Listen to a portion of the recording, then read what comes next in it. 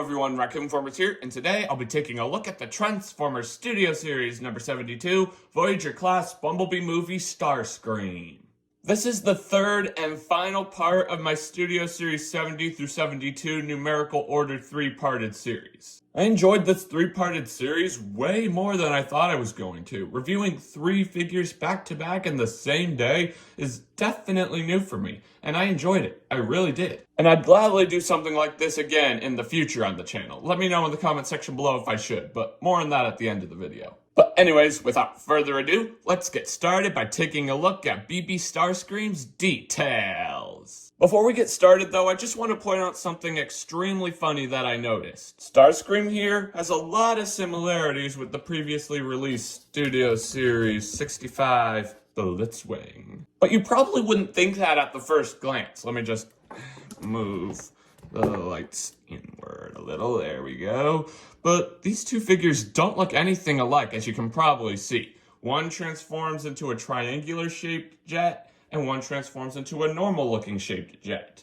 But they do have a few similarities, and I'll go over them when I get to them. But I just wanted to point that out. But what's extremely funny about that is, I'm not completely sure if I mentioned this in my Blitzwing review or not, so I'll mention it now just in case. But when I first saw the Bumblebee movie and Blitzwing was first released or first introduced, I thought for sure that Blitzwing was Starscream. I really did. And I'm sure there are plenty of you out there who can agree with me on that. So I feel like it's kind of ironic that Starscream reused a lot of parts from Blitzwing, since Blitzwing was mistaken as Starscream. I'm wondering if that was a purposeful homage to what people might have thought when they first saw Blitzwing. If that's the case, that's pretty sneaky, Hasbro, and pretty cool. I dig it. But enough about Blitzwing. He's not the figure we're reviewing. This is the figure we're reviewing. But we're going to need Blitzwing again later, so I have him handy. Let's take a look at this figure's phenomenal details, shall we? He transforms into an awesome-looking Cybertronian Tetrajet, just like how he and the Seekers did in the Bumblebee movie. And I really dig this vehicle mode. It's really cool. Let me just move this. Get out of the way, light. Just don't want the light in the way. That might take away. But I really dig this vehicle mode. I really do. I feel like it's way more Seeker-like than what the Seekers transformed into in G1. In G1, the Seekers transformed into this F-22-like jet plane. But I feel like this Tetrajet is more Seeker-like than an F-22-like jet plane. So I really do dig this jet mode. It's really cool. Nice looking pointy nose cone to poke enemies out of the sky, if you will. Nice looking cockpit. Nice looking tail fin decked out in blue and white. Nice looking bent thrusters that are kind of on an angle, I think. The feet do stick out, and that's a bit unfortunate, but it's alright. I'm not a huge fan of this underside bit, but it does serve its purpose. You probably think since this jet is so weirdly shaped, that it would be really hard to hold. Believe me, it would be. But this bit down here literally acts as the perfect handle. Look, without this, I'm sure it would be pretty impossible to hold. So I really dig that handle. It might not look the best, but it definitely has a purpose. I can definitely give it that. Has some nice looking, I think this might be faux landing gear, but if it's faux landing gear, it's facing the wrong way. Hey, landing gear, you're supposed to face down that way, you know? Down. Nice looking Decepticon insignia on the wings, decked out in its signature purple color scheme. Nice looking wings with pointy tips that I have to guess are guns, because most jets have guns on the wingtips. But the wings are the sole purpose, or it's the thing that allows this figure to balance. Without the wings, the figure does not stand up. So I recommend being careful with the wings. I just think you should. Otherwise, he won't be able to stand up, and it will be pretty much pointless. So be careful. His accessories is the first reuse from Studio Series Blitzwing. Kinda. Let me just prepare it real quick off camera. Here are Screamer's 3 accessories. He comes with a blaster, which I'm 99.9% certain is the exact same blaster mold that Blitzwing comes with. Don't they kind of look similar? Well, maybe it's not entirely the same, because if you look under here, it looks a teensy-weensy bit different. But I feel like these have a few reminiscent spots. Like right here, there are these 2 bits. Right here, these 2 bits. Barrel looks the same. Top looks the same. I don't know, but it's pretty creative, without a doubt. And his other 2 accessories are these missile ports here. And these are kind of a reuse from Studio Series Blitzwing, not mold-wise, idea-wise. Because, let me bring in his missile bits. Yes, Blitzwing does come with missile bits as well, so it's kind of the same idea, but as you can see, Starscream's missile bits look nothing like Blitzwing's, but there are a few shared ideas here.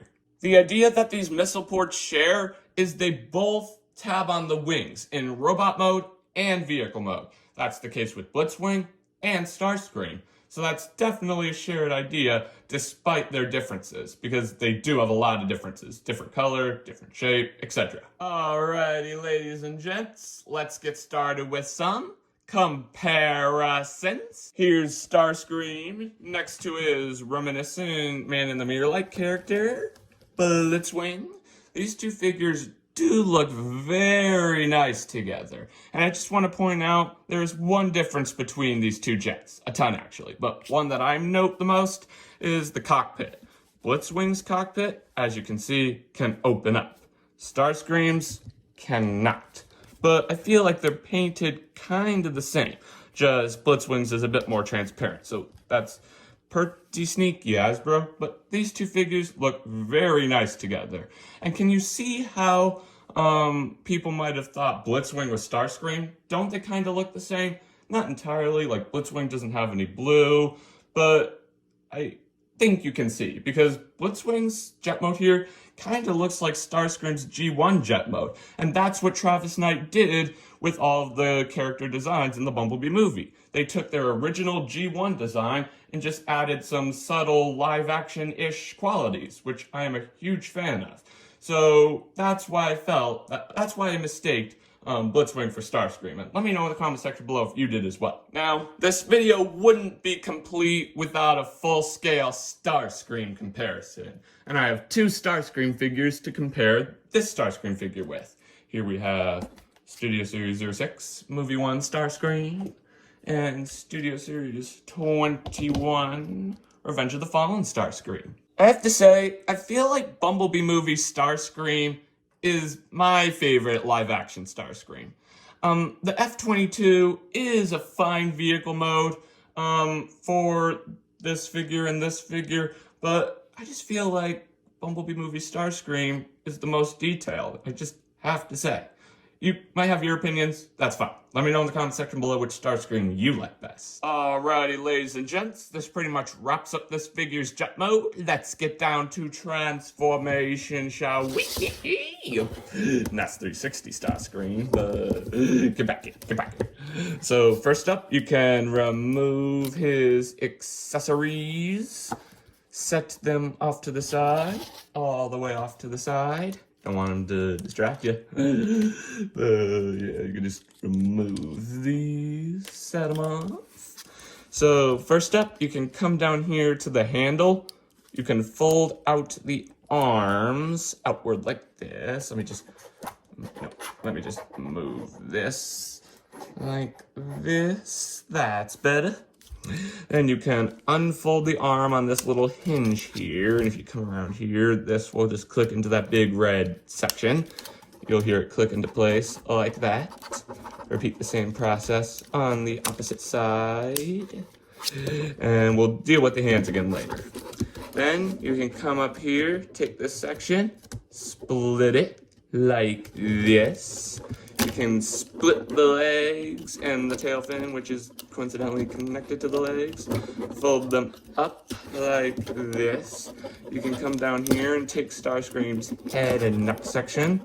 Fold it down. You can come to this section where the gun was tabbed in. Split it. You can untab the nose cone and fold it inward like so. Then you can retab this section in to hold the nose cone into place. And you can fold the section up like this. Then you can fold this entire assembly around, and you should be able to click the head section right on top of the cockpit.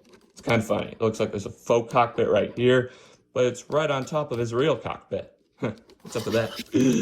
And yeah, let me just zoom out a little. Give me some more room to operate here. That's good.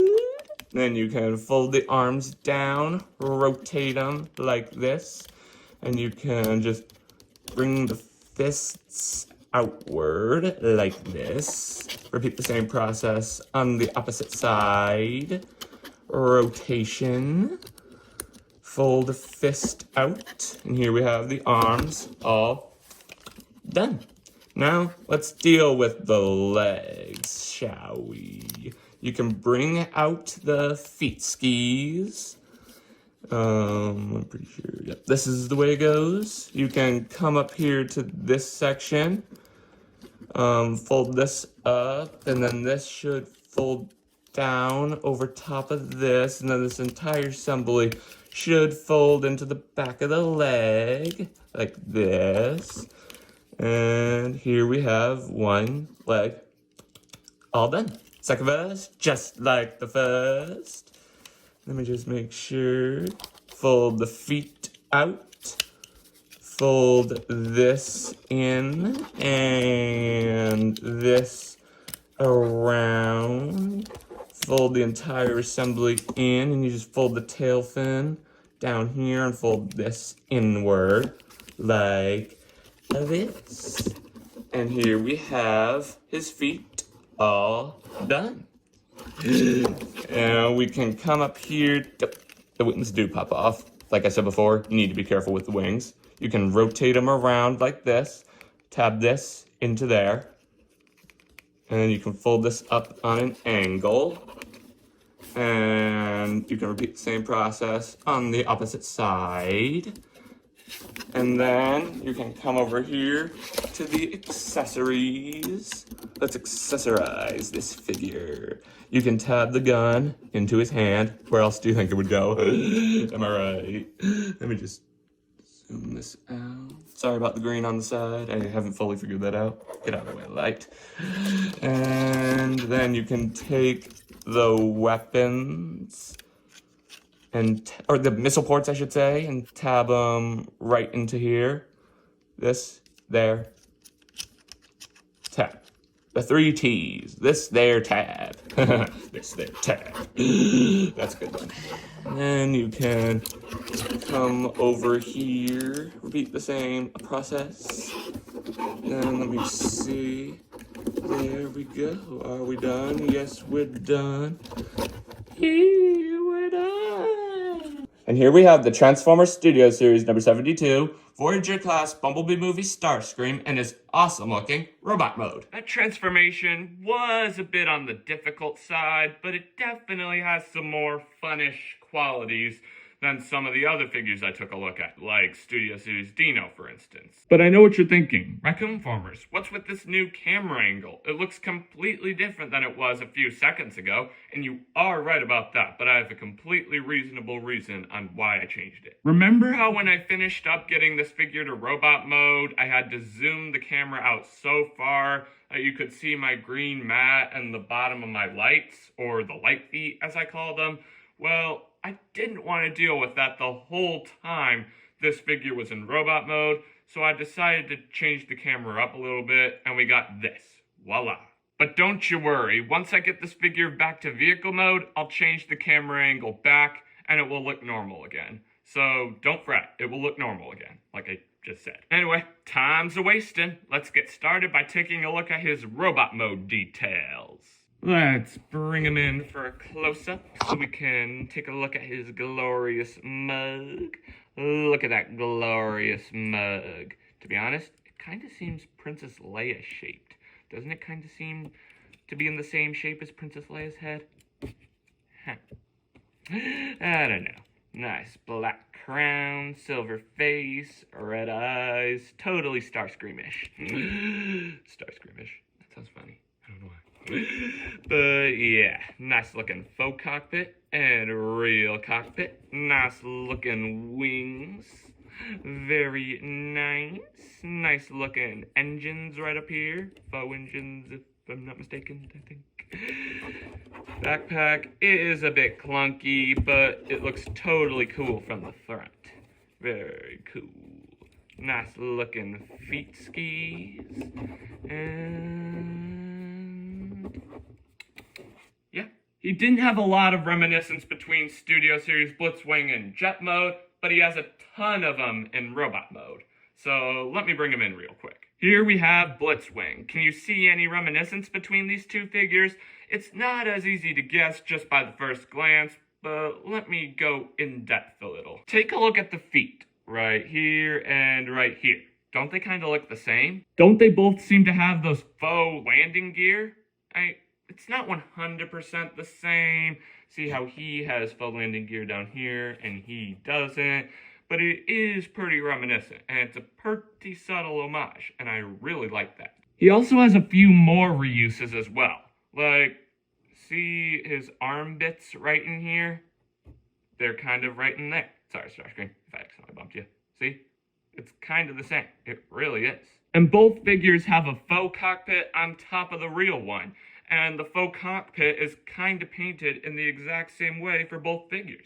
Another very subtle homage. And can you see that the arms are kind of reminiscent as well? It's another very creative homage. They're not entirely the same, but there is a little bit of reminiscence between the arms for both of these figures, and it's another very subtle homage. But one thing that I'm very glad that they didn't carry over from Studio Series Blitzwing is how poorly his arms and faux cockpit were designed. Because, take a look. His faux cockpit does not tab in that well at all. It's all loosey-goosey. And when the faux cockpit comes up, it causes the backpack section here to come untabbed, which is also not cool. So the only way you're actually able to move the arms without the faux cockpit and backpack coming undone is you have to hold the faux cockpit in place and then you're able to. Totally not cool. But thankfully, they did not do that with Starscream here. One, the backpack does not come untabbed like Blitzwing's does, but look, his arms can move perfectly fine and nothing comes untabbed. It's definitely a phenomenal fix. Starscream is quite a bulky figure, so he doesn't have a ton of articulation, but he has a little, and I'll go through that with you. Let's bring him in for a close-up. His head isn't articulated as much, and it can look up this much, and can look down this much, and can rotate, but if you do, this happens. BRB. There we are, ladies and gents. The head is back on. My only recommendation is don't move the head, because it might cause the head to fall off, as you saw, and it's not easy to get back on. And if you're not careful, the peg that holds the head on might break. It hasn't happened to me, but I doubt it's any fun, so I strongly suggest to avoid that. But let's get back to the rest of this amazing figure's articulation. His arms can rotate around this much. It stops at the backpack. And can rotate back this much. Again, it stops at the backpack. And there's a little hinge here that will allow the arms to go out like this. Can't go in because why would it want to go in? There's a bend at the elbow. Fist can move in and out for transformation. Arm can rotate for transformation. No waist articulation. Nope, that's not waist articulation, that's legs. His legs can kick out this much, and in this much, and back this much, and out this much. And there's a rotation. I'm not completely sure if that's for transformation, but I think it is. And like I said before, no waist articulation, but the legs can rotate like this. and back like this, like I kind of already said. But yeah, his wings are kind of articulated as well. You can move them back and forth, like he's a bird. I'm a bird, I'm free as a bird, I'm Flappy Bird. Too much. You can fold them back like this to give them a battle damaged look. I don't know. You can fold them out like this to give them a jetpack-like look. Not book.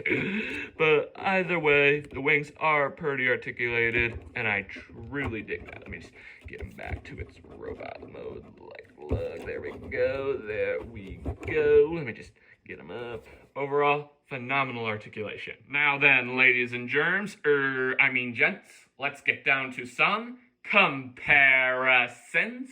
First, let's bring in Starscream's man-in-the-mirror-like character, Blitzy or Blitzwing. They look pretty sick together. They looked pretty sick together in jet mode, but they look a bazillion times cooler together in robot mode. Transformers always look cooler in robot mode. The only reason why they have vehicle modes is for disguise, but both are cool. The next comparison I've got is a very cool one. I'm going to be bringing in the other two Starscreams from the Studio Series line, but I'm going to go ahead and do that off camera because of this weird camera format to make it a bit easier on myself. Alright, BRB. How's this look, ladies and gentlemen? Don't these three versions of Starscream look phenomenal together? They really do, and I am very happy with this. I really am. But I still say that Bumblebee movie Starscream right here looks the coolest. Let me know in the comment section below which version of Starscream you like best. Well, friends, this pretty much wraps up this figure's robot mode. Let's get down to transformation, shall we? But before we do, I'll go ahead and switch my camera angle back to normal. BRB. There we go. And can you see what I meant?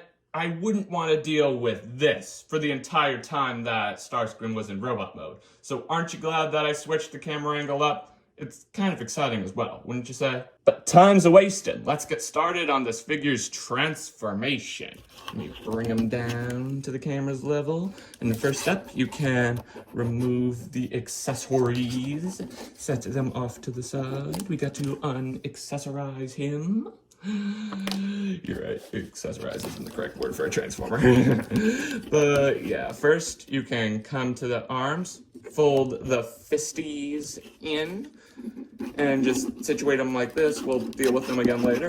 You can fold the wings out to give you a bit more clearance to deal with them.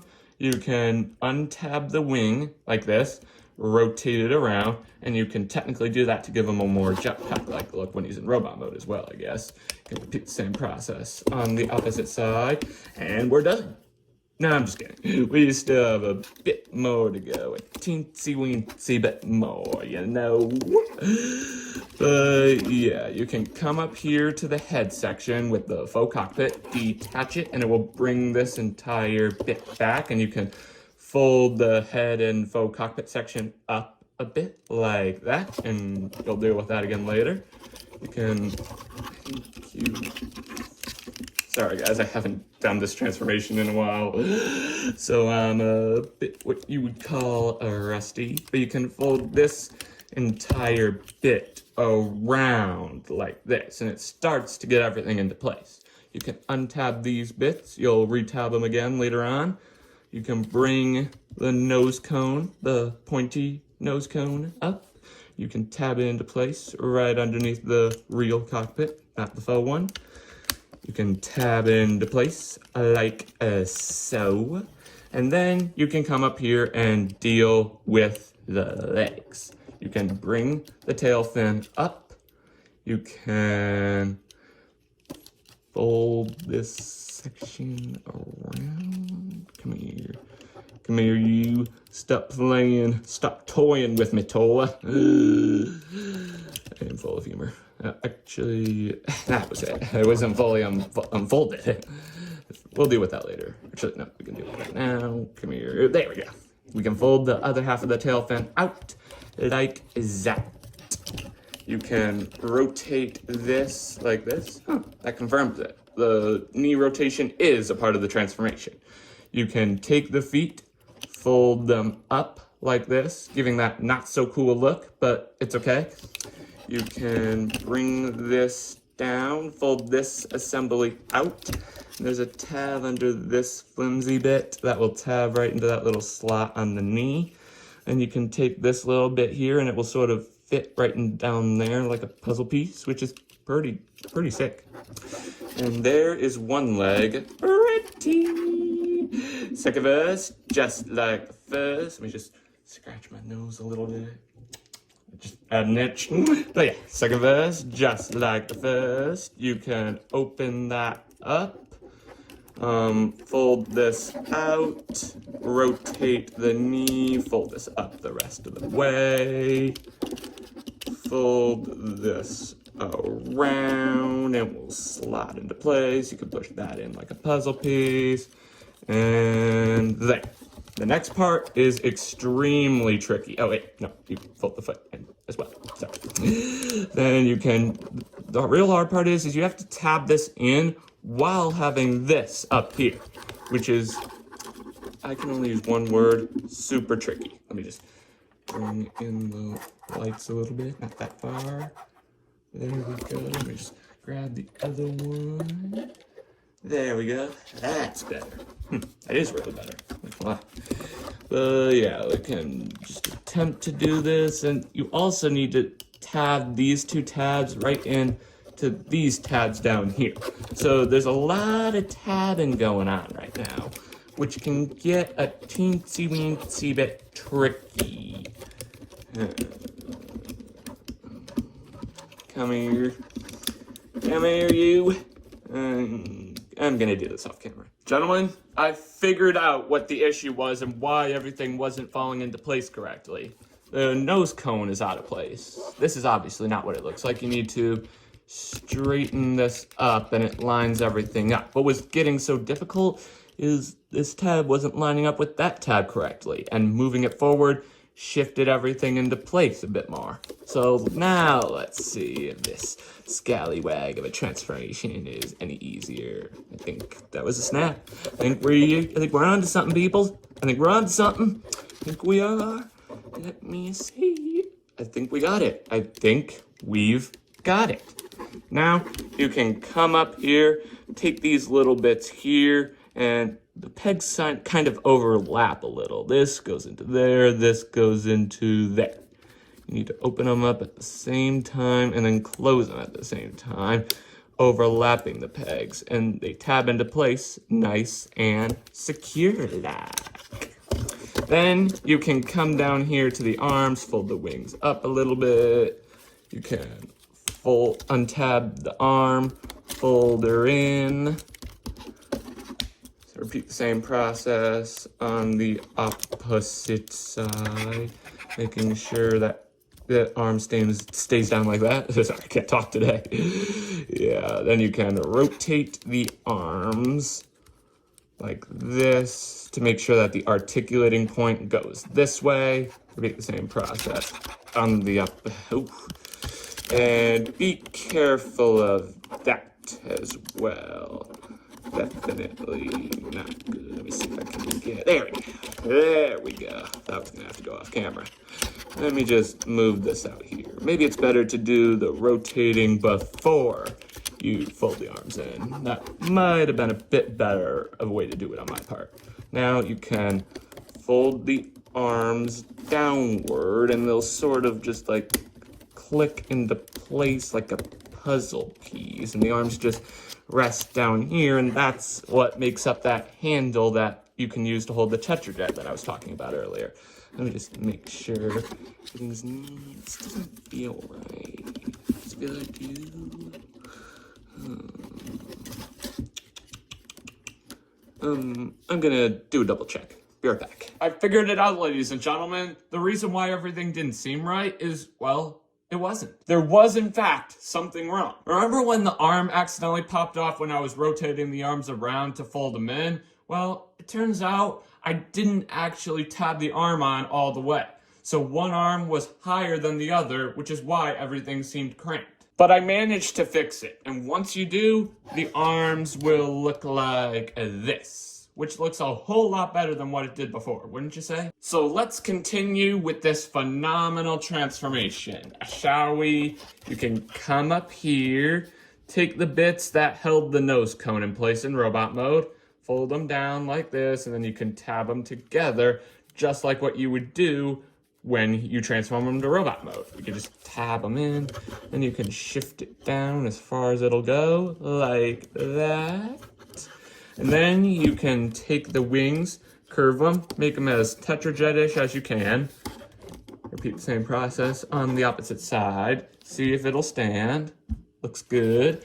And then comes the weapon storage. The weapon storage is so-so. The weapon storage for his missile bits, they're perfectly fine. Let me bring them on in. Like I mentioned before, you just tab them onto the wings. This little peg will tab right into there, and I am pretty certain that this is the same peg that you tab the missile ports on when he's in robot mode. I'm 100% certain that it is. I'm pretty sure. So you just tab them on like that. Repeat the same process on the opposite side, like that. And then comes his blaster. If there's any problem that I have with the weapon storage, it's the weapon storage for the blaster. You just tab it underneath. See those tabs right on that bit? It will tab onto there. And there are a few problems that I have with that technique. I am pretty sure that the blaster is essential for completing this jet. Like, let me show you. You just tab it onto here, and I'm pretty sure that the blaster is what holds the handle together. I just don't like that. I don't like when they make a Transformer accessory an important part of the vehicle mode, because what happens if you accidentally lose the accessory? Then your vehicle mode is incomplete. But I guess maybe it's an incentive to not lose your accessories. Maybe that's the case. It definitely will help me make sure to keep track of my accessories without a doubt. But it's not that big a deal. Let me just show you how this works. See this big square-shaped peg right here? It'll tab right into there. And there are two tabs right up here that'll tab into those two slots on the elbows. Let me just make sure it'll work. There we go. There we go. Mixed up.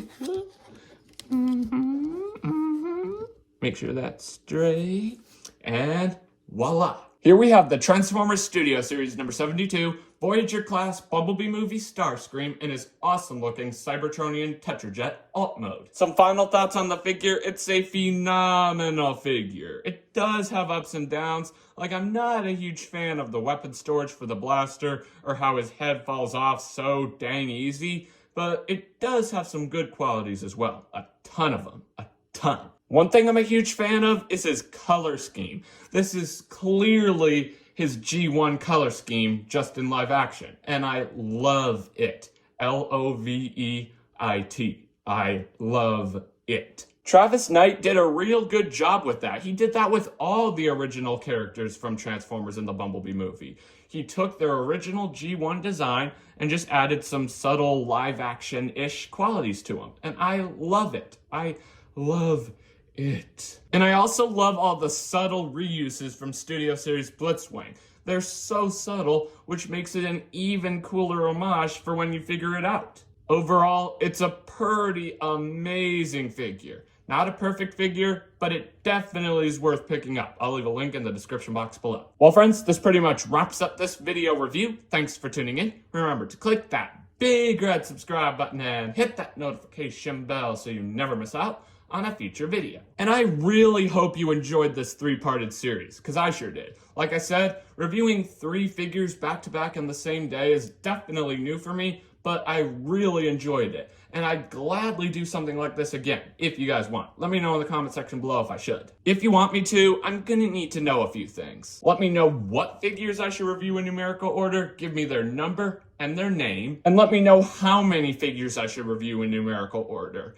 I do have my limits, but I'll gladly listen to your suggestions, but I do have the ability and the right to veto them if I choose, since this is my YouTube channel. But I'll listen. Leave your suggestions down below in the comments. Anyway, that's all I have to say. Thank you so much for watching, and as always, I hope to see you next time. Bye-bye.